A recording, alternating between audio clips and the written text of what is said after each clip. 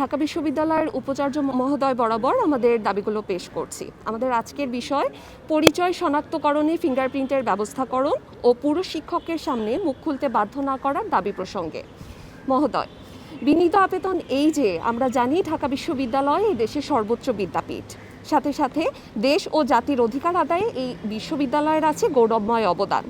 এই বিশ্ববিদ্যালয় থেকে অধিকারের সংগ্রাম ও যাবতীয় বৈষম্যের বিরুদ্ধে লড়াই চলে আসছে যুগ যুগ ধরে, যা রাষ্ট্রকে দিয়েছে সঠিক পথের দিশা।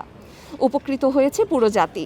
সেই ঢাকা বিশ্ববিদ্যালয় ক্যাম্পাসে বছরের পর বছর ধরে পরীক্ষা, ভাইভা, প্রেজেন্টেশন ও ক্লাস লেকচারে ছাত্রীদের পরিচয় শনাক্তকরণ প্রক্রিয়ায় তাদেরকে মুখ খুলতে বাধ্য করা হয়, যার ফলে বিষয়টি নিয়ে ছাত্রী সমাজ এবং সংশ্লিষ্ট সকলের মধ্যে ভীষণ উদ্বেগ, অস্বস্তি ও ক্ষোভ তৈরি হয়েছে।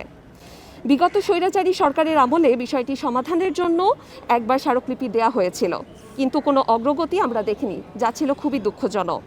আমরা বিশ্বাস করতে চাই যে বিশ্ববিদ্যালয়ে মুখ খুলতে বাধ্য করার উদ্দেশ্যে ক্যাম্পাসের নিরাপত্তা ও পরীক্ষায় স্বচ্ছতা নিশ্চিত করা। যদি এ দুটি অন্যভাবেও সম্ভব হয়, তবে বিশ্ববিদ্যালয় এমন কোনো কাজ করবে না যা তার ছাত্রীদের আত্মসম্মান ক্ষুণ্ণ করবে এবং রাষ্ট্রের নাগরিকদের ধর্মীয় অধিকার বিপন্ন করবে। তাই বিশ্ববিদ্যালয় থেকে এই প্রক্রিয়াটি যেন কোনোভাবেই ছাত্রীদের ব্যক্তিগত গোপনীয়তা ও মর্যাদার পরিপন্থী না হয়, নিরাপদ এবং গোপনীয়তা সম্মত পদ্ধতি যা ছাত্রীদের মুখ খুলতে বাধ্য করার প্রয়োজনীয়তা দূর করবে। 2. ফিঙ্গারপ্রিন্টিং চালু না হওয়া পর্যন্ত বিকল্প ব্যবস্থা। ফিঙ্গারপ্রিন্টিং ব্যবস্থা চালু না হওয়া পর্যন্ত পরিচয় শনাক্তকরণে প্রয়োজনীয় কোনো মহিলা শিক্ষক বা মহিলা নিরাপত্তা কর্মীর মাধ্যমে এই প্রক্রিয়া সম্পন্ন করা হোক। এতে ছাত্রীদের ব্যক্তিগত গোপনীয়তা ও মর্যাদা রক্ষা পাবে। 3. মুখ খুলতে বাধ্য না করা। কোনো অবস্থাতেই ছাত্রীদের মুখ খুলতে বাধ্য করা না হোক, এটি তাদের ব্যক্তিগত স্বাধীনতা ও গোপনীয়তা অধিকারের পরিপন্থী। আমরা বিশ্বাস করি মাননীয় ভাইস চ্যান্সেলর মহোদয় ছাত্রীদের উদ্বেগ ও প্রস্তাবনাগুলো গুরুত্বের সাথে বিবেচনা করে দ্রুত যথাযথ ব্যবস্থা গ্রহণ করবেন।